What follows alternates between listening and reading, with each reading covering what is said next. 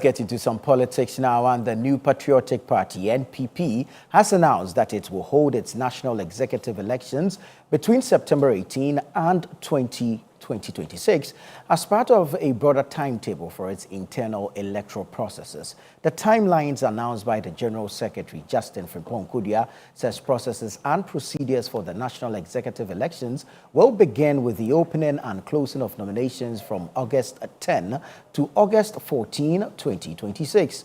Filing of nominations will take place from August 15 to 17, while vetting of aspirants is scheduled for August 20 to 23. Now, for more on this, we're joined in studio by the Deputy General Secretary of the NPP, Haruna Mohammed. Haruna, thank you so much for joining us.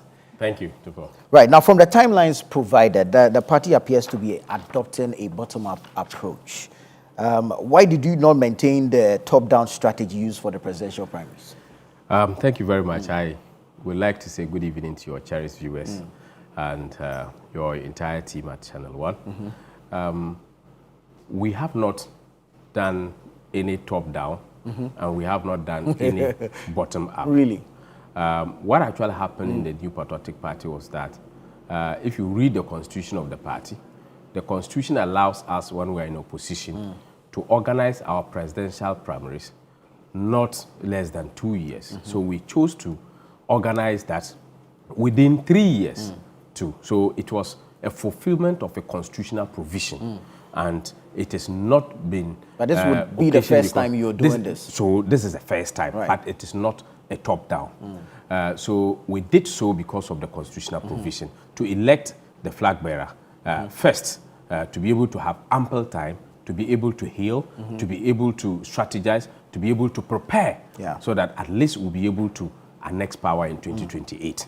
The party yesterday decided that we should go to the polling station based on the micro-quiz committee's report, which has recommended that the base of the party need to be retooled and rebuilt. Right.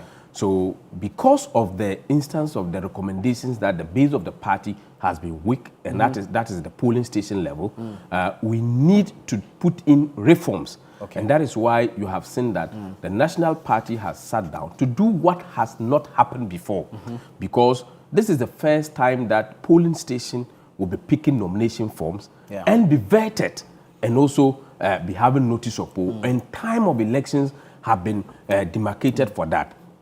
Again, we are also going to do a vigorous polling station registration. Okay. Unlike the instructions that we gave on the 19th of November 2025, you know, the General Secretary issued a statement for polling station meetings, and this has been happening. So we have now, as a National Council, adopted that particular procedure and given a specific timeline for the purposes of these particular elections to be able to compile, to close it temporarily and open it after these particular elections, so that at least we'll be able to build a very stronger database that will help the polling station executives who will be elected in these particular elections to be able to do what we call the go out to vote campaign. Right. So it is a very strategic decision, and we are doing something that has not happened before. And this is going to be a legacy that will be handed to subsequent executives who will be coming after us. Very well. The timelines as announced by the General Secretary span a period of about 6 months. This covers a significant part of the year. Will this not affect the effectiveness of the NPP as an opposition party? No, it would not, because yesterday, Council had also renewed or extended the mandate of officers whose tenure is going to expire. That is the polling station, also extended that of the electoral area, extended that of the region, the constituency, extended that of the diaspora, extended that of the region, and extended that of the national. You know, national would have been ending somewhere July. Now it will be ending on the 20th of September 2026. So all extensions have been given, and the extensions are justified based on the timelines that has been given for the elections. Without timelines, there was no any justification for extension of anybody's tenure of office. Let's break it down. So we'll go to the polling station level. Now, at this level, a national executive member is expected to oversee the elections. Why then does a member of parliament have a representative there? Will this not fuel arguments that the process is skewed to favor somebody? For the polling station level, a national officer is not being put to oversee. For the polling station level, if you read National Elections Committee. Yeah, there's going to be a polling station elections committee. Right. And per the readings of the constitution of the party, it is the regional party and the constituency party who are to supervise the elections. Then in the instructions of the constitution, the regional steering committee and the constituency constituency executive committee will appoint people.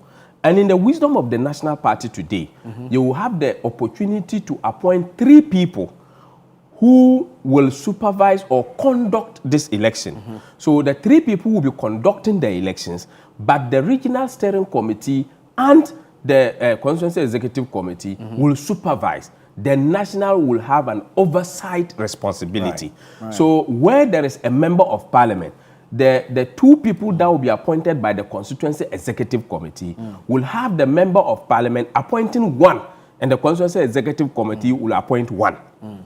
Where we don't have a member of parliament, the constituency executive committee will appoint 2 people, and the regional steering committee will appoint 1, making it 3. What is significant also here is that out of the number of polling stations, for example, if you have 115 polling stations in your constituency, this election committee, each of the 3-member election committee can only conduct elections for only 10 polling stations. Nobody will be able to conduct elections more than 10 polling stations. So if you have 115, it means that you have 15 elections committee. It will be left with 5. The other 5, you cannot add it just by the constituency executive committee. A report will have to be made, or a request will have to be made to the steering committee. And the steering committee, the regional steering committee, will get approval from a national oversight response, which is the national secretariat, for the 5 to be redistributed to members or some of the committees to have more than 10. If not, they cannot take that decision on their own. So all those people, this committee will organize for only 10 polling stations or 11 based on approvals that has been done. And every election is going to be conducted with a publicized date. The date must be publicized. And these 10 polling stations that they are going to do, all the timelines for the elections must be publicized by notice of poll 4 clear days before the elections. 4 clear days before the elections. And elections should be done between the hours of 7 a.m. and 5 p.m. So if you say that polling station A want to use 2 hours to conduct, that particular 2 hours should be publicized to the people so that they know that our election is between 7 a.m. to 8 a.m. or 7 a.m. to 9 a.m. And that must be publicized for 4 days before the elections comes. So when you are going to do that, as a committee, you have to publicize all the 10 polling stations that you are going to do. And nobody is allowed to conduct elections before 6, and nobody is allowed to conduct elections after 5. At the electoral area level, the guidelines allow for polling station executives to contest while maintaining their positions and to revert to their former positions if they should lose. Has the party considered how this may or may not strain relationships going forward? Yes, if you look at it at the polling station level, after the person has contested and won, if the person wants to become electoral area coordinator, when the person comes, a vacuum will be created. There is no interest in that particular level. So once the person has moved, and if you don't win, you have the liberty to go back with your vacancy, with your position still intact. So that one, there is no so much interest in there. So you allow the person to go, but if you go and win, then the constituency executive committee will then take the steps to be able to fill that particular vacancy. That is why we say that you should not lose your position, because this is a bigger constituency. If you check the polling station representation, is the bigger constituency, and that constituency must be guarded and protected, because that vacancy would have to go through a process to be able to refill. So you should allow it and make it flexible, that if the person goes and doesn't win, the person can go back and reoccupy the same position, which will not affect the structure of the party. Very well. I mean, there's so much we can go into, but we'll have to leave it here. But on a personal note, are you contesting? I want to indicate this particular point. many people in terms of the qualification and eligibility.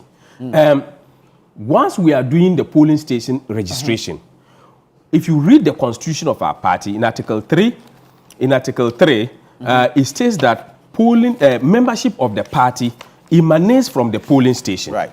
So once membership of the party emanates from the polling, and if you permit me, please, any citizen who desires to become a member of the party may enroll for membership in a polling station. So enrollment of members are at the polling station. So we want to conduct the registration. Right. And if your name is not on the register at the polling station and you want to contest for polling station, you cannot. You want to contest for electoral area, you cannot. If you want to contest for national chairman and your name is not in the polling station register, it is you are going to be disqualified based on that. You cannot contest. If you want to contest for regional, if you want to contest for constituency, and you don't register your name at your polling station, you would not be able to contest. So everybody has to go back to your polling station, including myself. You asked a very specific question. And will you be contesting? Oh, I am not contesting. My position is not a contestable position. Yes, your position now. Yes, but going forward. Going forward, it is not elected until it is amended. But my boss will contest, and I will support my boss. Very well, Haruna. Lawyer thank you. Justin Kodia from Thank you so much. When he wins, you will see me as Deputy General Secretary. Thank you. Thank you. Haruna Mohammed is a Deputy General Secretary for the new Patriotic